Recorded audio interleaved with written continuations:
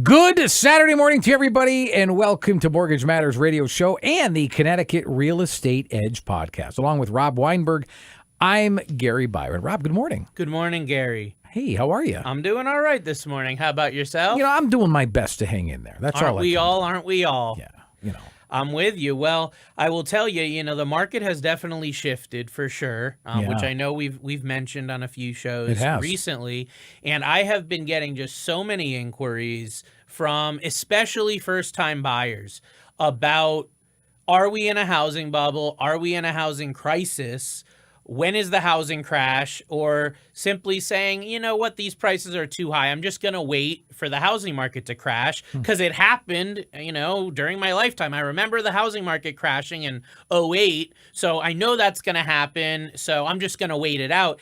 And it's unfortunate because a lot of them are missing out on opportunities. But I thought that it was the perfect chance to really step back for a second and talk about housing bubbles and the housing market in general, and the fact of where are we at in the, in the grand scheme of things in the economy, and is there going to be a crash? Are we in a housing bubble? Let's answer those questions. Let's start with what exactly is a housing bubble? Right. It's important to know what it is. So a housing bubble, it's also known or talked about as a real estate bubble. Okay. And what it is this is an exact definition that I found online. It's a run-up in housing prices fueled by demand, speculation, and exuberant spending to the point of collapse. Again, I'm going to say that one more time. It's a run-up in housing prices fueled by demand, speculation, and exuberant spending to the point of collapse. That is the definition of a housing bubble or a real estate bubble. That's what it is. Okay. Well, can you talk then about housing bubbles that, let's say, occurred over the last, let's say 30 years? Right. So one big misnomer a lot of people have is they think that these housing bubbles are constantly coming, like it's every couple of years or every 10 years. It's really not that often that these occur. So I did some research on this topic, and I found that over the last 100 years, there've really only been 3 that have occurred. So let's step back and talk about those, why they happen, how they happen. So the one that everyone knows is the housing crash that occurred in 2007, 2008.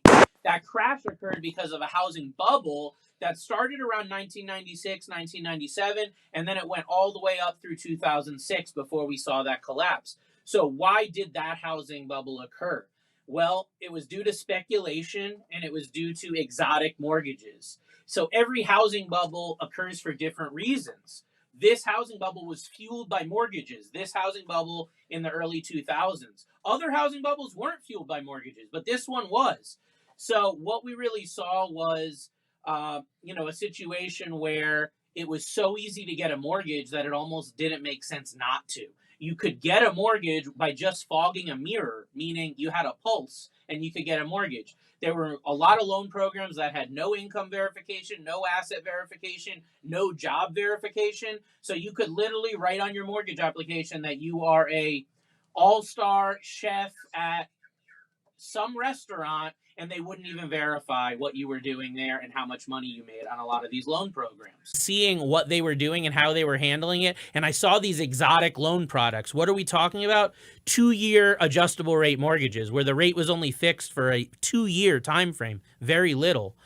3-year adjustable rate mortgages, option arms, a loan product called a pay option arm, where every month you could choose. You had 5 different payments you could make, and you could choose which one you wanted to make. How great does that sound? Well, it sounds good until you realize that the lowest payment on there made your mortgage go up every month, not down. A lot of people were misinformed and didn't realize that. So, the bottom line is that housing crash, there was a ton of supply that ended up because everyone wanted to put their houses on the market towards the end of that bubble. And people started going, I'm good. I already own all these properties. I already have my financial situation intact.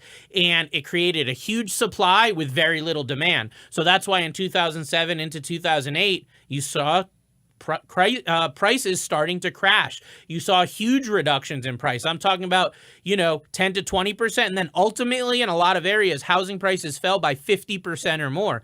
Many areas in Connecticut, specific towns I'm talking about, Hartford, Waterbury, New Britain, go look at what homes sold for in 2005 and 6 in those areas. Go look at what homes have been selling for in the last couple of years in those areas. You'll see we're just getting back to those levels, and in some of those areas we've exceeded it. But we saw like these huge lowering of the demand, which lowered the prices so much. And people that bought during these timelines, they were underwater. A lot of them haven't been able to sell or refinance up until recently. Prior to that bubble in 2006 timeline. Before that, we have to go way back to the early 1980s. And what happened then, it wasn't really a housing bubble or a housing crash. What happened then was a housing affordability issue.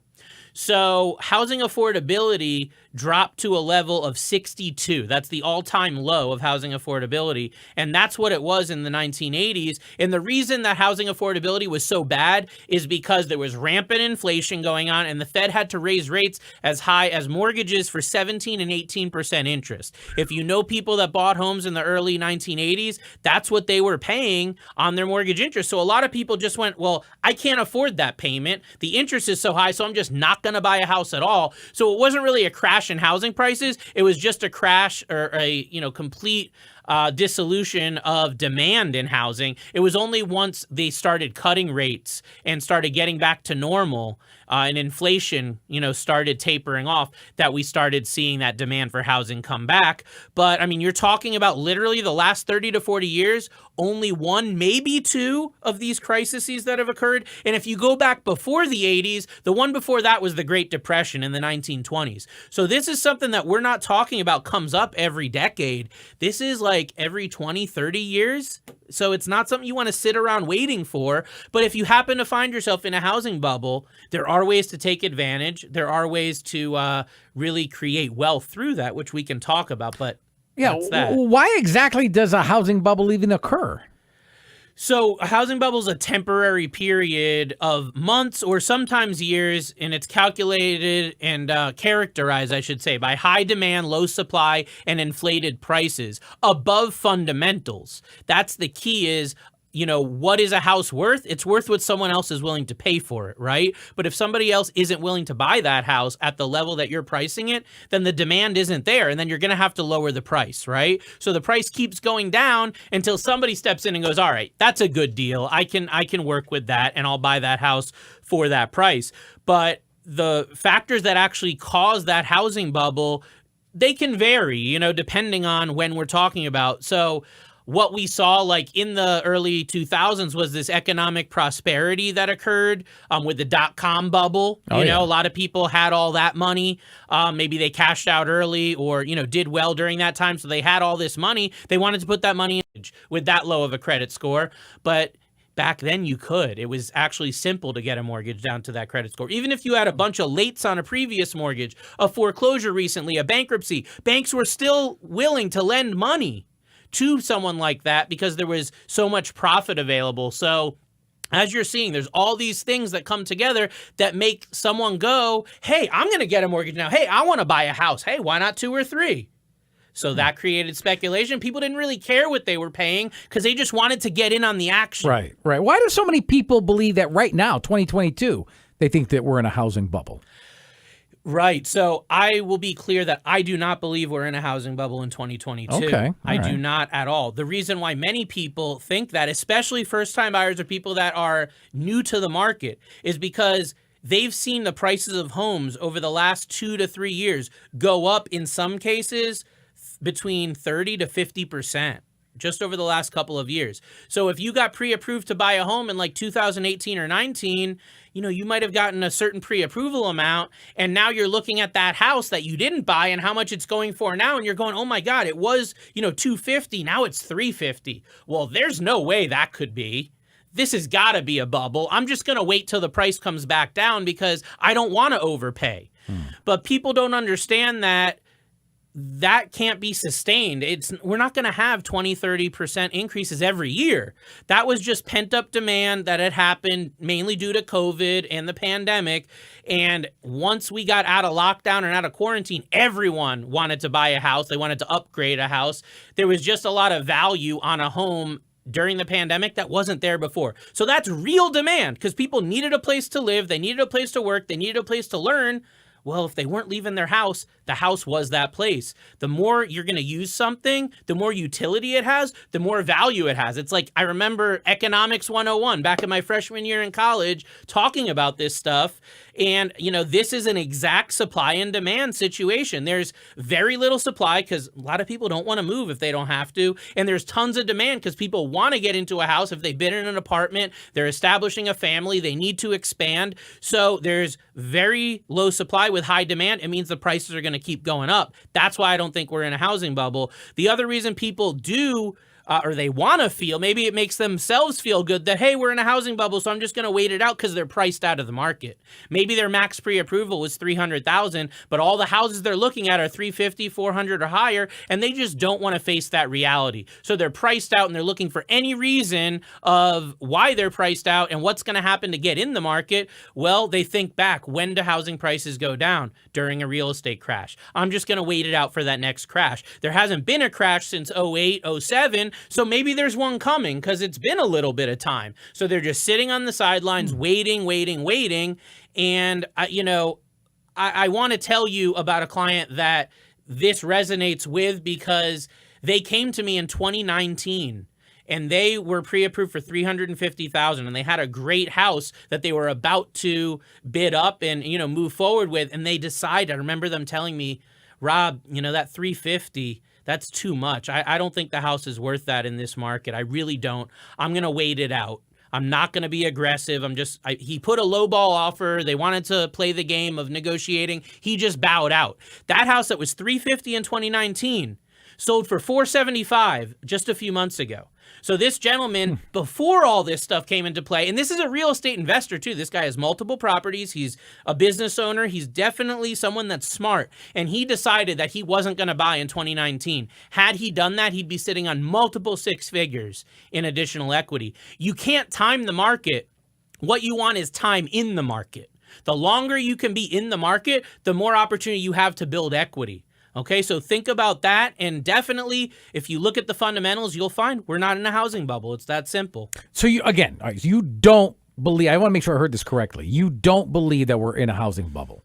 I do not believe we're in a housing bubble because of supply versus demand, number one. I mean, we can talk about it all we want, but everyone knows there's not a lot of houses for sale and there's a ton of people that want to buy houses. So go look up Economics 101 on supply and demand and how that affects prices. And it's like very easy to see now. I feel like previous real estate markets, you can't really see supply and demand. It's hard to see visually, but in this market you can, because go online, talk to a realtor. You'll see, put in a zip code. There's very few houses for sale. I remember looking years ago online and having pages and pages and pages of houses for sale. Now you're lucky if there's one or two pages. So what are the disadvantages of buying a home in a bubble?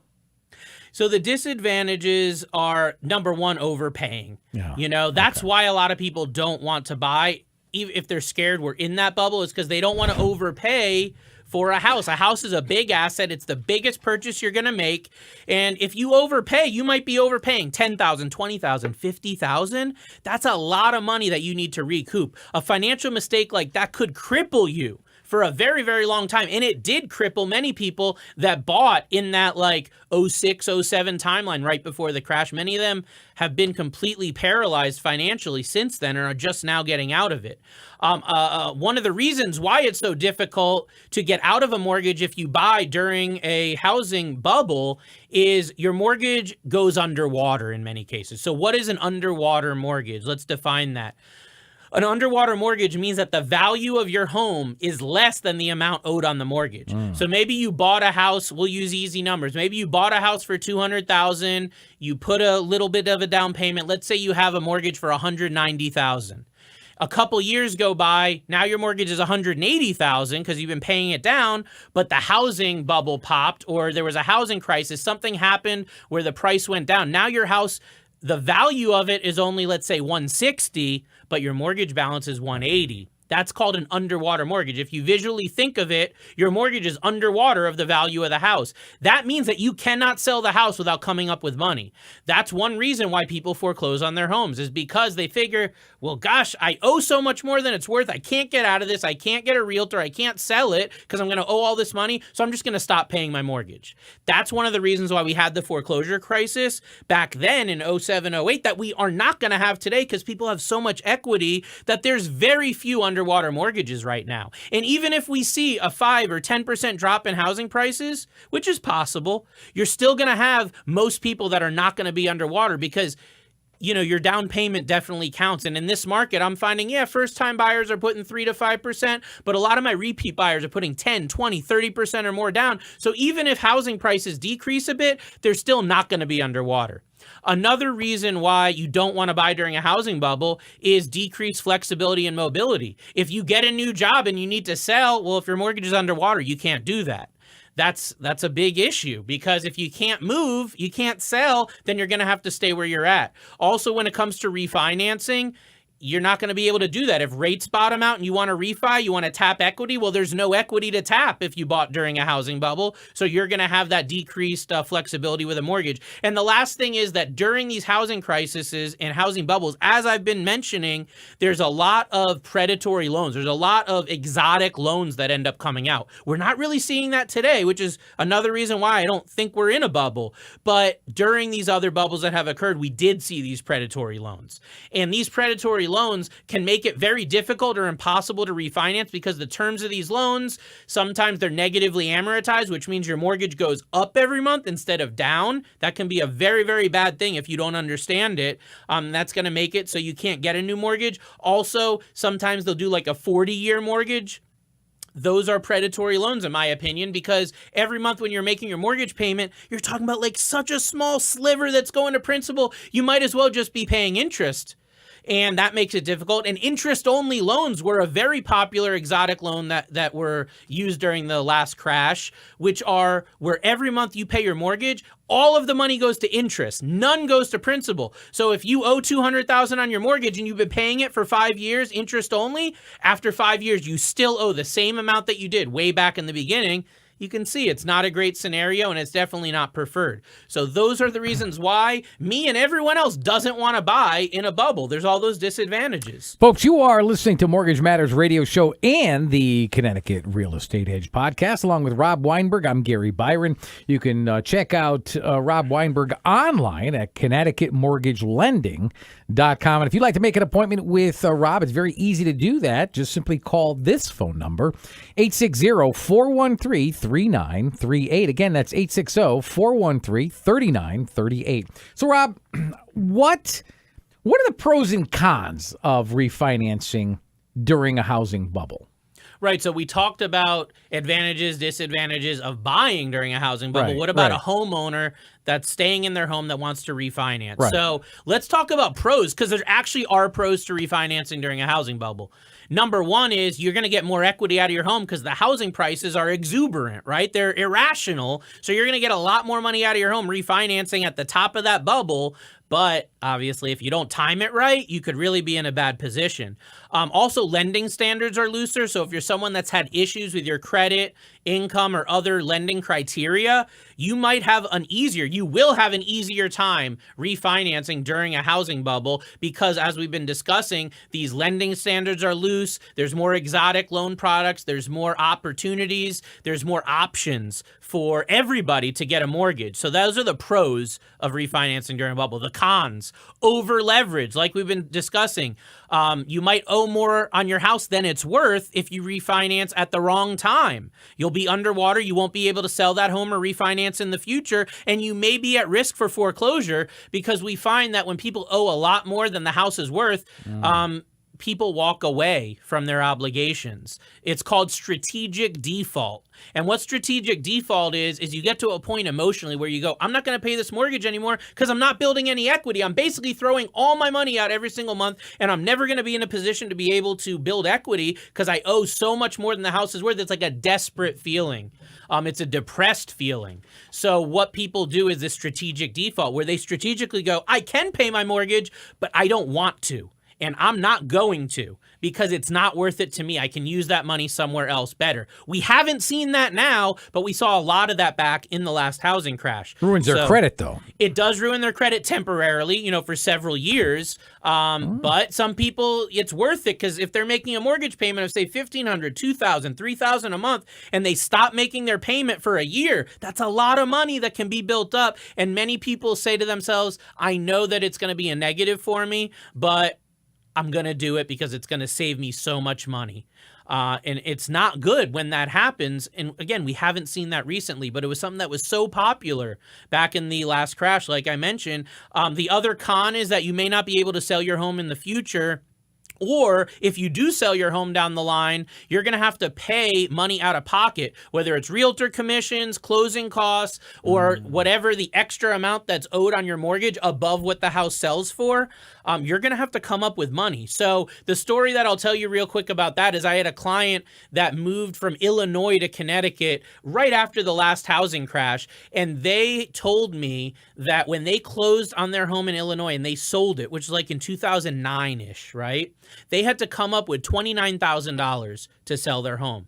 Why would they have to come up with $29,000 to sell their home? Because they owed more on the house than it was worth. And they had done this strategy that we talked about. They had taken a mortgage during the housing bubble, but they had to get out. They had to move to Connecticut from Illinois because of job opportunities. So what they ended up doing was they ended up withdrawing $29,000 from a retirement fund in order to sell their house.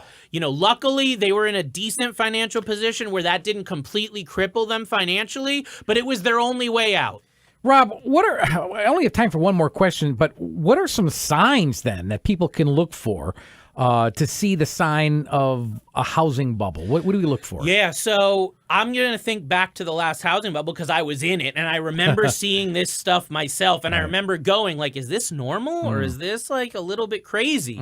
So what you're really going to notice is much looser lending standards in these exotic loan products we're talking about, the interest-only loans, the adjustable rates, the no income verification loans. Those type of things you'll start hearing about and seeing advertising for. You'll see mortgage companies pushing these products out to the market to say, hey, you don't need any money down, or you don't need good credit to buy a home, or we'll give you a loan with interest only on it, no income verification, et cetera, et cetera.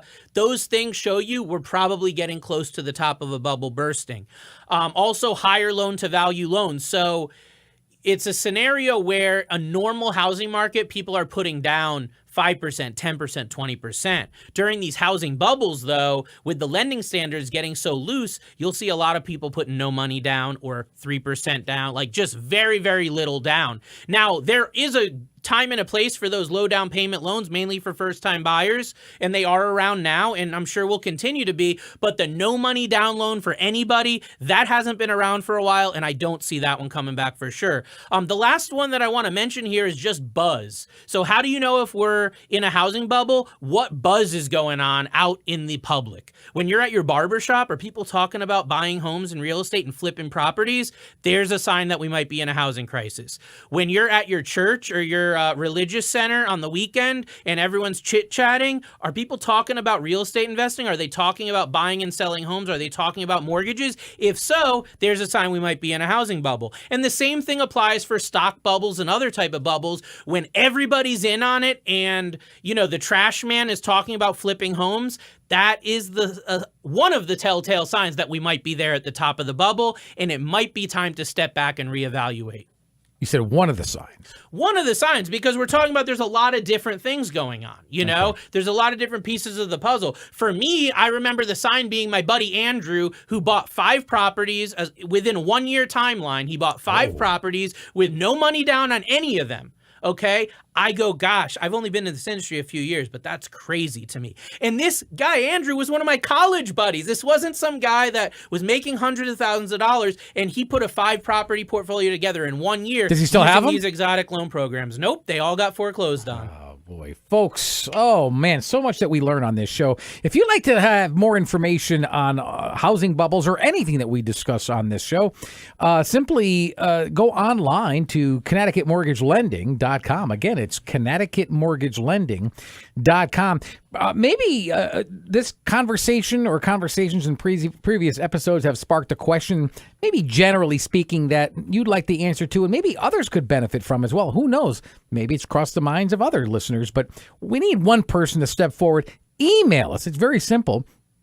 Email us at mortgagemattersradioshow@gmail.com. We'll get this question answered for you on these very airwaves. Hey, maybe as soon as next Saturday. Again, it's mortgagemattersradioshow@gmail.com. If you've got something more of a personal nature and you'd like to set up a meeting with Rob, simply do this. Make a phone call to Rob's office. Schedule a consultation. It's 860-413-3938. I'll repeat that for you. 860-413-3938. By the way, Gina on Facebook says, excellent info, Rob. For Rob Weinberg, I'm Gary Byron. Thank you so much for listening to Mortgage Matters Radio Show. Until next Saturday morning, have a good one, everybody. So